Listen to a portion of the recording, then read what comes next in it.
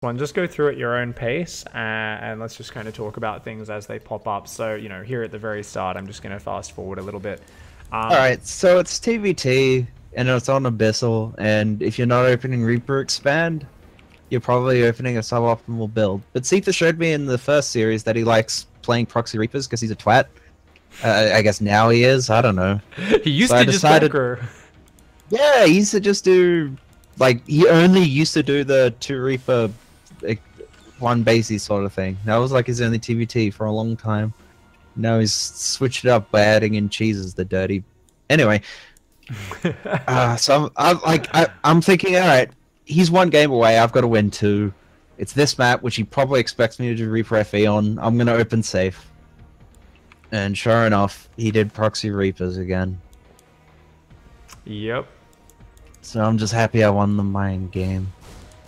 And I'm guessing you win this 99.9% of the time. There's just no way you lose with this opening because you get your cyclone too early? Oh, you can lose this. It is still possible to lose. Yep. But, oh yeah, note that Seither delays until he shows his Reapers. This is actually pretty good because I lose a Reaper because I miss rally it. I think this is going to be good against Reaper Expand as well. See, look, that was trash rallying on that Reaper. I should know better. Oh yeah, and I started a Cyclone, and I would prefer to have a Hellion instead, but I didn't know I needed to make one. But it's okay, it worked out. Anyway, yeah, this build is favored against Proxy Reapers, but you can still lose if you cock up your micro. But Seither's a little unusual with his timing. Like, some people will just keep making Reapers, some people will not make the orbital command and will go 3 racks Reapers and just end it. That's not Seither though, and he showed me this in the first series. And Seither really sticks to his build orders. So he's just gonna make 5 Reapers and then contain me, and I'm gonna make a starport and hopefully do something with it. That's cool. Because do you think if you were more worried you'd build a second Cyclone rather than the Hellion, or would you still build Hellions if you were worried about a 3-racks Reaper? I don't really know. I think sometimes I overmake Hellions. Like, I think the first one's fine, the second one maybe, maybe not, the third one definitely not, and sometimes but often I'll just make the third one because I'm paranoid, and I sort of think, if I just... The third Hellion or the third Cyclone? Third Hellion. Okay. Because for some reason I think, if I just don't die, then I'm ahead, and that's not really true. Your response needs to be spot on, or you're not ahead. So once again, you want to do this counter pressure with the Medivacs, the Cyclone, the Medivac. This seems like one of just the best ways to keep your opponent honest and potentially just kill them, especially after this Reaper opening. Now, I noticed you're going into a Raven after that. Have you ever considered going, you know, Banshee or Liberator off this, or do you think this is just the most well-rounded, getting the Medivac and the Cyclones? Banshee might actually, well, the Banshee might actually be good. Liberator would not be. He's already got Cyclones and a Viking. And like, I'm sure, all right, I'm paused at 440. So my first starport unit was a Medivac. If my first starport unit's a Liberator, that can do damage, but it won't do damage if... I probably won't be able to push with all my units and a Liberator, at least not as effectively. Yeah. You wouldn't have any high ground vision here if you had the Liberator trying to hit the main or something silly like that. Yeah. Which, like, I would. Like, it just, I don't know, it'd be awkward. And if you're gonna make the Liberator second, like, he'll have the counter already. The Liberator's the first unit you make, or you just don't. Yeah, because it's very timing oriented, right? So if someone goes 3-racks Reaper and has built 12 Reapers, I feel like the Liberator is always a good choice, right? Because, I mean, the Viking is going to be delayed forever. It'll just win the game. Exactly. You'll get good value, but Seither didn't, and I didn't expect him to after the first game. Anyway, Cloak Banshee might be good, but the issue with Cloak Banshee is that he can... Well, like, he's probably going to make Ravens at some point. Possibly in time, I don't know. And he could easily see it with either a floating scouting barracks, which he did in this game. They actually went back pretty quickly. But very often they like to use 1 barracks just to scout and keep you in your base because it might land and make rings. And, the fear. It's 153 minerals, kill it! Or, Yeah, so that's why I went with medevac. What else? Oh yeah, I actually cocked up. I didn't make any extra units after I moved out, and that was really dumb. He has a Reaper in my base right now, and it shouldn't be there. I get lucky and I kill it because he doesn't micro it properly, but this is still really bad. I should have like a Cyclone or something. General rule of TvT, always make one extra Cyclone than you think you need, especially if you're moving out. Many a person has lost their TvT because they didn't make an extra Cyclone. Yep, that's a lot of games. That's funny that you have that as a rule, and I think I need that rule. That's such a useful piece of information because I only have that as like a defender's landing rule. Oh, that's just an everywhere rule. It's an everywhere rule, apparently. Yeah, no, you so many games are lost because you're like, oh, okay, I'll just start on tanks. Oh, I died because I didn't have a Cyclone. So often, especially if you're moving out on the map. Anyway, he deflects my harass like pretty well. I didn't even get to kill a supply depot. And when you see 3 supply depots like this and you got a big army with Cyclones, you are feeling good about your chances. Anyway, Seither's actually now ahead, which is frustrating. Because I defended the Cyclone. I defended the Reapers, damn it. I should be ahead. But he held that push super well, so... Yeah. Yeah. I lost a few too many SCVs at the start. Do you think you should have just pulled back from that pressure at the front, I guess? Well, no, well, it's like... Well, it's like I wanted to get my second Reaper out. Except I misrallied it. And... Oh, no, I mean like when you counter-pressured just then with the Cyclones at 440. Oh, what? Wait, what was your question? Sorry, I think my mic cut out for a second there. At 4 minutes 40, when you counter pushed him, do you think you should have just backed off rather than taking the engagement and trying to force it? Oh, no, I wanted to force something, dang it. I felt good about being able to do damage there. I felt like that's a time when I get to do damage. And then I didn't, because his Viking came out just in time. So was there a moment to back off? I really want to examine that one more time, though, because like, obviously, like, I get the thought of wanting to go in, but is there a turning point where you realize, wait a second, this is not a good idea? I guess you can't really evacuate very easily. Alright, so 4:35 the engagement begins and I've got a much scarier army, even though I haven't landed my units yet. I could just look at it and be like, yep, I'm gonna win this. So 4:35 is where I'm like, okay, time to do damage. Throws his grenades, whatever. They don't hurt Cyclones. My medevac isn't dropping properly. And now his second Cyclone and his Vikings popped out. This is when I should be evacuating, but I don't because I'm greedy. Okay, so that's the moment. Yeah, you see the Viking, you see the second. Well, yeah, Cyclone, get out of there. Well, like I do start evacuating actually, and then he goes down the ramp to force it, and I think this is dumb. So then we fight. You can't come down here. Yeah, and then the depot wall. My Cyclone shoots it. His Cyclone shoots mine. Yeah. So it works out eventually. He shouldn't have gone down the ramp though. That was dumb. Don't do that, kids. Danger Town. Okay, so from here you're going into Ravens, and this is something I guess it's just it seems like no matter what the situation you always go Ravens. Is it ever worth it to skip that, or is that really just? I mean, I guess they're so general purpose, and it shuts down any chance of losing to Banshees. It's just a safe thing, right? Well, he's 100% not going to go Banshees. So I'm not worried about him having Banshees. I don't know. I think just Ravens are cool. Always make a few Ravens. I kind of feel like with how this early game went, my instincts tell me that maybe it is a little bit too late to get them out. I don't know. I'm just curious to your thoughts on that. Do you think there's ever a point where it's like, no, there's been too much action already this game. We've both already kind of got an economy. They're not going to be as effective? The point that Ravens are going to be bad is when he has a bunch of Marines with stim, and I didn't think he was going to have that anytime soon. Like, my plan now is to make double Viking and tank and do a push. Because I'll have Ravens, and he won't have Ravens, so there's a good chance this will work. Unless he has a bunch of Marines with stim. Which, it turns out, he's going to have, but not quite in time. I remember this push actually does really well, and I was surprised, because I thought it was going to be really anti-timing. It does really well, because Seither does this, which is dumb. I don't think Seither realizes how ahead he is right now. Because I didn't think he was ahead. But yeah, this attack, like, this little... So on Abyssal, and this is Abyssal still a map, so this is relevant.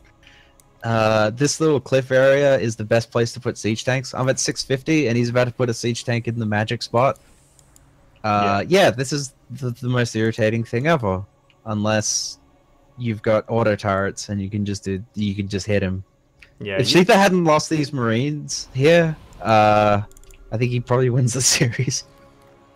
fair enough, because your counter push, and I'm about 30 seconds a minute ahead of you. I'm just as you're getting up into position over at his area.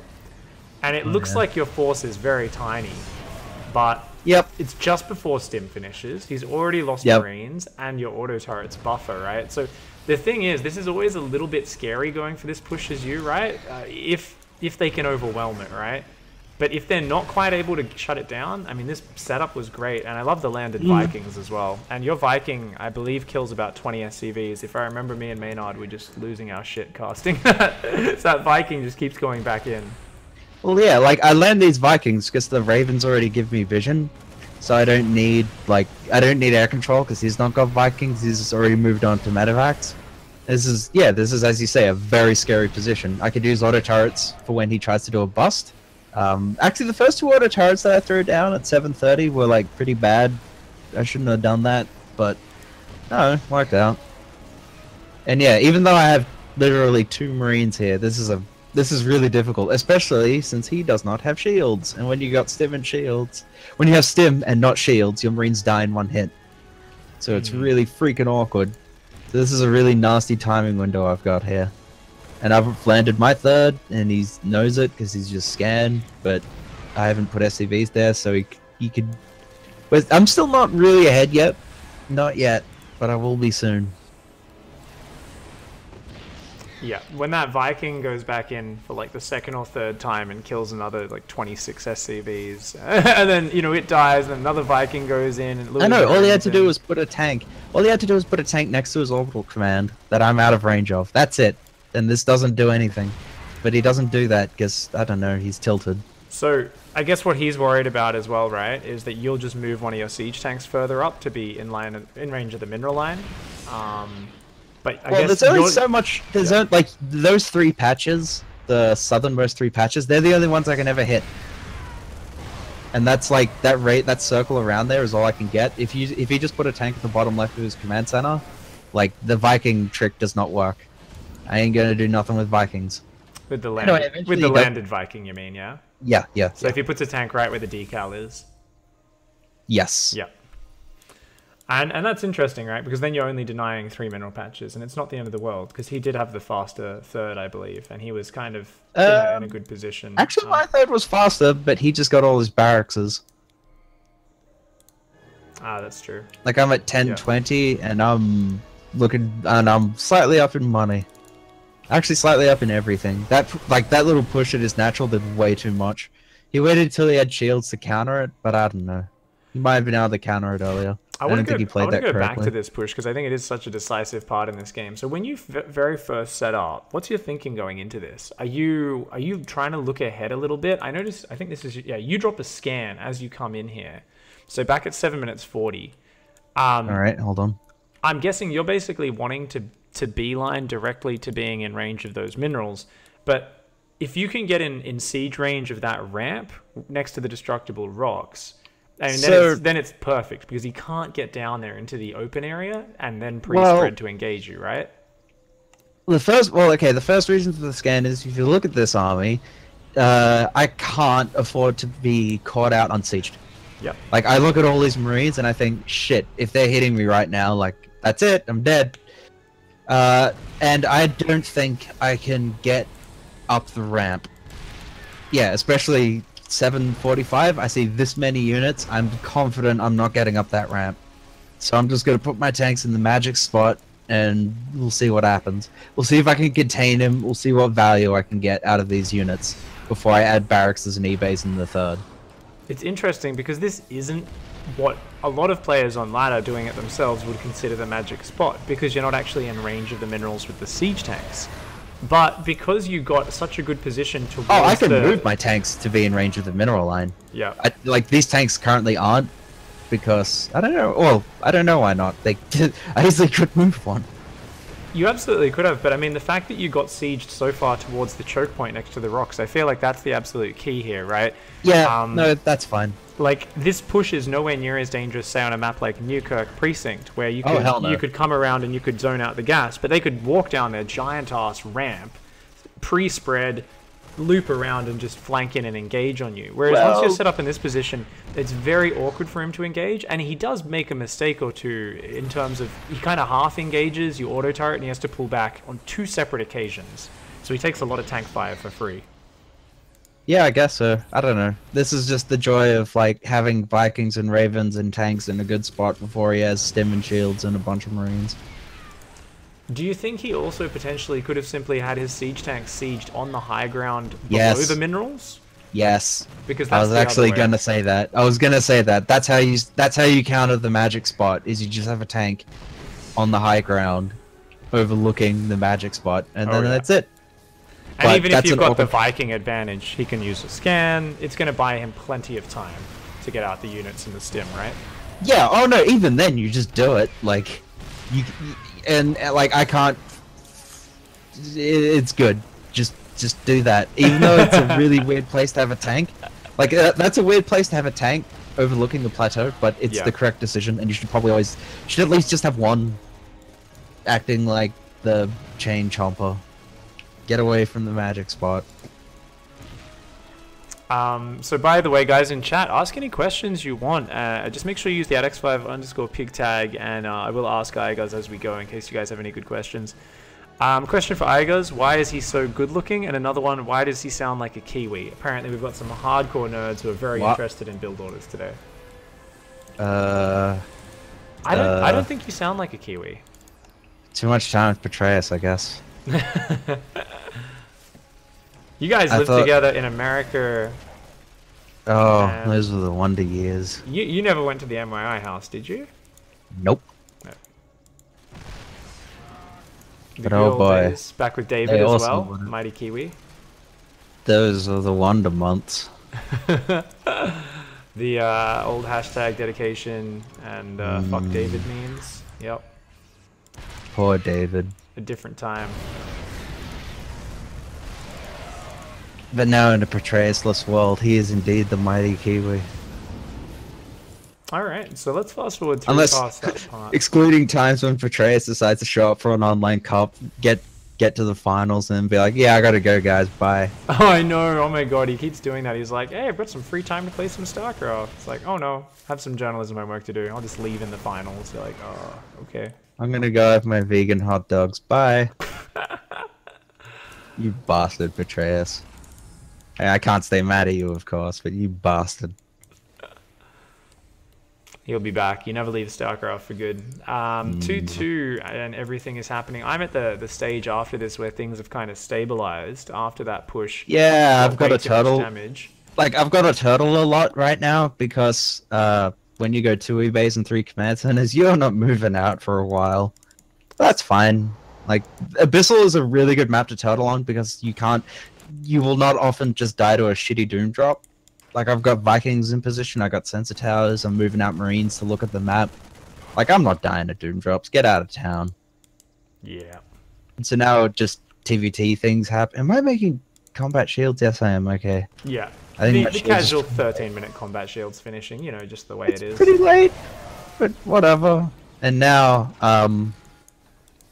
now we just enter the mid-game of TvT, which is where I try to put tanks in a good spot, and he tries to not let that happen. Abyssal has a lot of pathways, and you gotta be, like, really on top of scouting and just map vision. Like, you're gonna have 18 Marines just out on the map at all times looking for things. Yeah. So that's okay. You catch the triple drop it just before 13 minutes on the right-hand side. And this is because you literally have 4 Vikings and about, yeah, like you said, a lot of Marines spaced around looking for it. I mean, it's not impossible for medevacs. It's not impossible for medevacs to get in, and Seither, like I said, Seither will always be trying to do that at funny times, or even unfunny. He just always tries to do it. But he might have gotten a medevac in my base, but I got 2 in his natural, and I've sieged up around his 3rd. You'll notice actually in the lead up to the siege at his third, he had tanks positioned in a lot of places, but not quite all of them. So yeah, You can't have everything position your covered, tanks can you? properly, kids. Now this is. Oh, he this could is, have. This is a map where I guess he does have a lot. He could have. Oh, he only has. Yeah, he doesn't have as many tanks as you, nowhere near. But Well, it's like if you go back. Well, hold on. Like I think he screwed up because he was busy microing the triple drop, and he just forgot that he had to move his tanks a little bit. Like I've gone back to 12:30. I'm just zipping through this. So yeah, it's like okay, it's 12:50. He doesn't know where my army is right now. He's got 4 tanks around a fort, a planetary and a sensor tower, which is a fucking no-go area if I've ever seen one. But his third has nothing, and I've just entered his sensor tower at 12:40ish. I've just entered the sensor tower, but he's too busy looking at his medevacs to move his tanks. And what these like, if you look, okay, he moves 2 tanks, but they're not covering the whole area. Yeah. And I just get into this little blind, this teensy little blind spot, and now his third is fucked. That's all you need, right? That tiny little angle. Once you get that angle, it just ruins that base. Pro tip: if you click on a tank, you see its range, and that's where you know you've got little areas you can exploit. That's something you'll actually actively do in a TvT, right? If you're like, wait a second, you'll often click on siege tanks. I do this all the time. It's like, wait a second, how far does that tank reach? To figure out, how far you can edge forward, or sometimes you'll do the air push thing where you've got the air superiority and you want to move just inside their white line because they don't have the vision and you're hoping they don't scan. You're crossing your fingers. Cool. So this move just basically just destroyed him, won the game. Of course, you were already ahead, but Abyssal Reef, it's interesting. I feel like this is a map, where you do want to multi-prong a little bit more. So I like the way you kind of went, main army posturing, looking for an angle, double drop on the other side. Do you feel there's ever any pattern? Do you tend to stick to the same way of attacking in TvT? Does it change on every map, or does it just change game to game? Is it like one time you'll go with a whole push with one army just swapping from side to side looking for an opening? Another game you'll split the army in 2. Is it a little bit random? Well, yeah, it mostly just comes down to where have I got vision and where do I think he does not have vision. Because when I moved, like, my attack around the southern pathway, like there are 3 ways you can attack. You can move an army. One's the southern pathway or northern pathway, but let's just imagine he's only at the top left. The other's through the rocks, which he has kindly destroyed for me. And the third is like up the ramp and around the magic spot. And either of those is legit attack path. I just picked the southern pathway because he didn't have vision there, and it worked out. This is a lot like Zerg vs Zerg. The same sort of thing happens where you're aware of where their overlords are, and that's how you choose your attack paths in the early game. Yeah. So these Marines on the map are the most important thing, and it's just a periodic thing. Now, if your opponent is also on top of constantly having pairs of Marines out, do you escalate? Do you send groups of 4 or 5 Marines out to kill their pairs of Marines? Yeah, it's like, you ever see that Looney Tunes cartoon, Barbara Seville? There's a bit where Wait, so what's it called? Barber of Seville. Barber of There's Seville? a bit where Barber of Seville. Barber of There's a bit in that there's a bit in that cartoon where Bugs Bunny and I think Elmer Fudd, they run, like, they're on a stage and one chases the other off with like a toothpick, and then the other one comes back with like an axe, and the other one comes back with like an even bigger axe, and they sort of alternate running off and on stage with bigger weapons until something gives. That's TvT Vision Wars. I don't think I can find that clip to show the stream, but I think we can imagine it, yeah. That is as perfectly expressed as TvT Vision Wars can be. Just imagine that every time they're coming back with more Marines. And yeah, it's such an important skill, and normally, I mean, of course, you'd just be doing, you just kind of select your hotkey. Just for any guys who are very much newer players, A move, shift left click out those Marines, standard deselecting, regroup your hotkey, I would imagine. Yep. I'm curious, by the way, do you use control group stealing in Legacy of the Void, or are you still using old school mechanics and not control group what? The alt command, the control group stealing? The alt command is amazing. Cool. You can like select all army units, whack it onto a hotkey, then get the units you don't want on that hotkey, then alt click him onto another hotkey. That is just convenience. It is beautiful, isn't it? The control group stealing is so good. I keep asking pros this because I know there must be one out there that doesn't use it. And I'm trying to find them so I can tease them about it and give them a hard time. He doesn't even use hotkeys. He doesn't use alt. He doesn't even use control. Oh, really? Grr. How is he so good? He's just I trying to question that, but he's alright. trying to prove that Zerg is broken easy race. He's just trying to be the worst for a gamer. I just remember that old clip of like someone asking Artosis what he thought of Goody, and Artosis just being like, "It's the worst example of a pro gamer ever. Just tries to win with his low APM and the worst mechanics ever. It's stupid." Goody was like the worst. Oh my god. It's like him and that Finnish guy, whose name I always forget. Elfie? No, Elfie. No, Elfie wasn't a Terran. Oh, I'm thinking of a Terran. Forzen, was it? You're not talking about Show, are you? No, he's Swedish. No, there was a Finnish Terran who always did like crazy all-ins. Sorry, yeah, not Show. I think he was called Forzen. He won a dream hack. He won it, yeah. He really won early in... Yeah, why can't I he think was of like his the name right worst now? fucking Terran, and it was amazing to watch him play. I have vivid memories of watching him in a Home Story Cup. He played a best of 5 against Todd. He just did like batshit blue flame builds the first 4 games. And game 5 was just the most normal Terran bio build I've ever seen. And Todd's playing super safe. He's like, I'm gonna take my expansion when I've got 6 gateways and 3 Colossus. I'm just gonna move observers out. I'm not gonna counter harass because he's just gonna go all in. And then he just dies to a normal bio player. It was the most incredible thing I'd ever seen. I bet Todd was happy after that one. Oh yeah. Oh, someone's gonna remind us of the name. It's not Fuser, is it? It could no. Fuser was a very weird Terran player, but he didn't win a DreamHack. There was another one. There was quite a few strange Finnish players.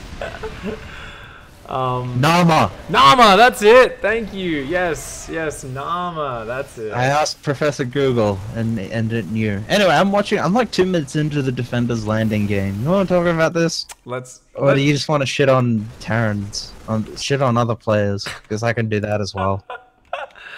It's nice to have a little bit of a pooping on them. Yeah, Nama. Thank you, Dude I Am Spatial and Fildo who also got it. Yeah, Nama was There's like a little esports documentary in the very early days about him as well. Like, yeah. And now he just drinks heavily. I don't know what he does. I might have made that up. You know what? It's already been a kind of longer show. Is there anything particular you want to talk about in the Defender's Landing game? Because I want to do... We could still do it, but we should do it quickly. Just kind of zoom through. Are there any kind of cool points that we wanted to focus on? I mean, I decided to go Reaper Expand, even though this is a bad map for it, just because I hit TY on the ladder once, and this is what he did, and he blew me up, and I thought, that's ingenious. That's about it. Well, the only thing about this... The only 2 things about this game that are noteworthy is, holy shit, I'm glad they nerfed Ravens, because he pushes into 2 tanks with the Raven Cyclone army and almost kills me. And that's what killed you the previous set on the same map. It was pretty much the same. Yeah, but I did a really different build in the first series. Yeah. I did a very different build. I didn't have 2 tanks to defend me. Yeah. And now I have 2 tanks. I'm watching this again. It's fucking unbelievable. Turrets are so good. After all the all-ins he'd showed, yeah, I was like, whoa, you're going for an expand build? Like, I was really surprised. I was like, on Defender's Landing? Really? Well, it's... Okay. This is the reasoning. This is what I assumed TY's reasoning is. And his reasoning could be, I don't give a fuck, it's ladder. So...